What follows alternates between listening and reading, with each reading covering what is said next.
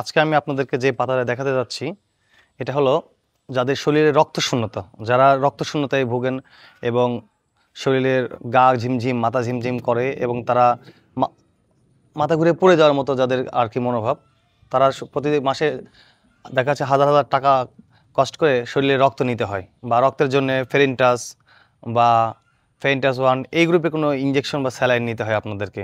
কিন্তু এখন থেকে আর নিতে হবে না। আমি আপনাদের কাছে যে পাতার সাথে পরিচয় করে দিতে চাচ্ছি এটা হলো জাম পাতা।